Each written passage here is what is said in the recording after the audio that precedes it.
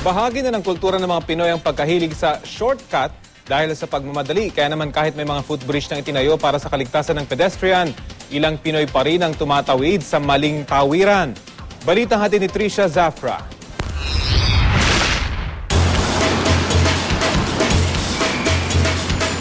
Araw-araw ito ang eksena sa mga kalsada natin sa Metro Manila. Ang iba, hindi na alintana ang aksidenteng pwedeng idulot ng pagtawid sa maling tawiran. Kaya pa ito nila. Kuya, bakit dito po kayo tumawa? Dave, papasok po ako eh. No choice. Namadali. May pupunta lang po kasi doon, ma'am. Matagal kasi ma'am dyan eh. Taong 1995 nang magkaroon ng ordinansa ang MMDA laban sa jaywalking. Pero ngayong taon lang nagkaroon ng pantiket para sa mga mahuhuling pasaway. At sa pinakahuling pag-amyenda sa ordinansa, 200 piso na ang multa para sa lumalabag dito o di kaya ay community service. Dapat po nating sundin na pagtatawid po ng karsada, gamitin po ang footbridge kung merong footbridge.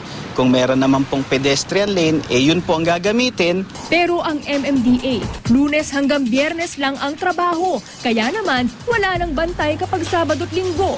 Mas marami po kasi ang mga pedestrian kaysa po sa mga tauhan ng MMDA. Kaya medyo may kahirapan din pong ipatupad itong aming ordinansa.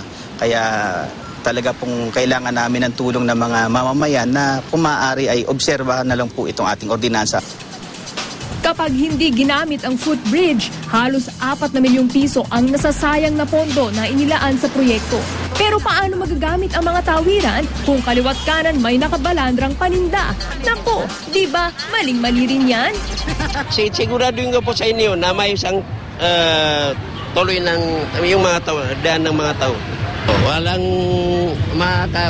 Wala silang hindi sila pagdaan nila tuloy-tuloy. Ang pagmamadali o pagkahilig sa mga shortcut kultura na raw ng mga Pinoy. Nananawagan din ako sa mga mahilig mag-shortcut. Pwede ba? Kung gusto mong mag-shortcut, sana gawa natin ang paraan na yung mga tao ma-shortcut din ang pagbibigay ng tamang serbisyo para sa kanila. Pagod na raw kasi ang Pinoy sa mabagal na serbisyo ng gobyerno at imbis na gawin ang tama, mas pipiliin ng ilan na makalusot. Pero mahinang katwiran ito para mawala ng disiplina. Kung ngayong eleksyon humihingi tayo ng pagbabago, dapat tayo rin magbago. Ang naninisi dapat munang manalamin. Gusto natin tama ang gagawin ng ating mga ihahalal, pero dapat tama rin ang ating inaasal. Trisha Zafra, GMA News.